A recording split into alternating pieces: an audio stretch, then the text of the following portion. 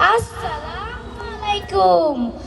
আমি গুলমরিচের মাইয়া, সাত্তারের মা। আমার পুলার এই গ্রামে বেবাকে চিনে, আইনেরাও চিনবেন। আমি মানুষটা লেখাপড়া জানলে কি হয়েছে, পুলারে মেলা দূর পর্যন্ত লেখাপড়া করাইছি। ভাবছিলাম পুলারে বিয়া দিয়া মেলা টাকা জিনিস লইমু, হুন্ডা, ফ্রিজ, আইপিএস। কিন্তু আমার পুলা কেগলকে চলে, হ্যাঁ গো যুক্তিতে আমার কিছু লইবার দিল না। কইল, মা তুমি যদি যৌতুক লও আমার বউয়ে তোমার কোনো কথা শুনবো না। কি আর করমু, পুলা নাই কইছে দেখা আমিও ছাইড়া দেওয়ার পাত্রী না। হবে বেবা কাম ওই মাইয়ারে দিয়া করাই, ওই মাইয়াই হবে খাইটা খাইটা মরে, আর আমি ঠ্যাংয়ের উপরে ঠ্যাং তুলে বইয়া থাকি। যাই দেখা আজকে কে সংসার ভাঙ্গন যায়। ওই তো সুলতান না, হ এই মেয়ে মুখ কই যাইতাছে, মনটা মনে খারাপ, যাই ডাক দে। সুলতান, ও বাবা সুলতান, কি হয়েছে তোমার? কি তোমার মা তোমার বউয়ের লোক ঝগড়া করছে?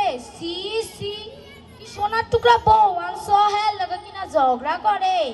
একটা কথা কই সুলতান, কিছু মনে করো না, তোমার মা মানুষটা জন্মের খারাপ। যাই তোমার মার একটু বুঝাই আহি। ওই তো পুকুর পাড়ে সুলতানের মা বয়ে কান্তাছে, যাই কাটা একটু নুনের ছিটা দিয়ে আহি। সুলতানের মা, ও বোন কান্দকে কি? তোমার পুলার বই তোমার লোক ঝগড়া করছে? একটা কথা কই সুলতানের মা, কিছু মনে করিও না, আজকালকার পুলাই নিয়ে এমনই।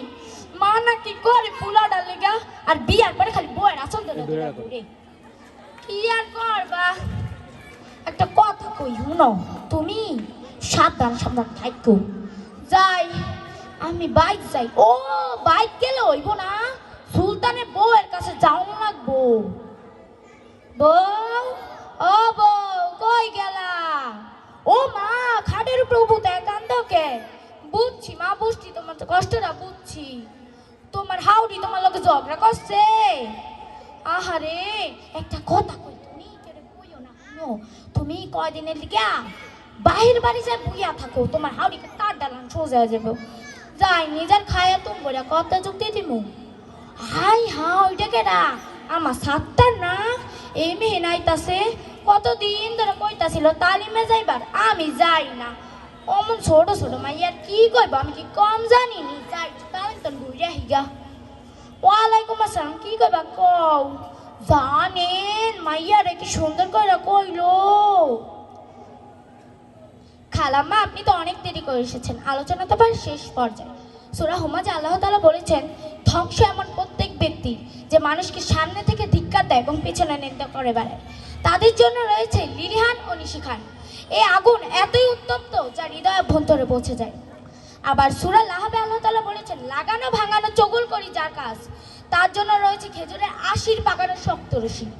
আবার হাদিস শরীফে মহানবী সাল্লাল্লাহু আলাইহি ওয়াসাল্লাম বলেছেন, গীবত করা মৃত ভাইয়ের গোশত খাওয়ার মতো জঘন্য অপরাধ। আচ্ছা মাইয়া হুনো, হে একটা অপরাধ করলো, হ্যাঁ আমি মাছের কইলাম, এটা কি গীবত হইব? কি এরা কি গীবত হইব? আমি তো হারা জীবনে এলো ঘুরে বেড়াইছি, ও ভাই আমার কি হইব? ও আমার সাতারে, তুই কেন বাবা আমারে বুঝাইলি না? ও আমার সাতারে, তুই কেন বাবা আমারে বুঝাইলি না? সবাই তো বানাইব মোরে দুজুগের কাবাব। ইয়াদাই কইলো। খালাম্মা আপনি হতাশ হবেন না, হতাশা এবং নিরাশা আল্লাহ তাআলা একটু পছন্দ করে না। আপনি আল্লাহর কাছে খাস করে ক্ষমা চান, আল্লাহ আপনাকে অবশ্যই ক্ষমা করবেন, এবং যাদের গীবত করছেন তাদের থেকে ক্ষমা চান, নাহলে আল্লাহ তাআলা আপনাকে কখনো ক্ষমা করবেন না।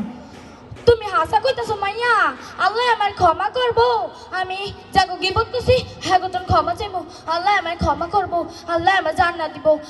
আর হুনো মাইয়া ঠিক আমি নিয়মিত তালিমে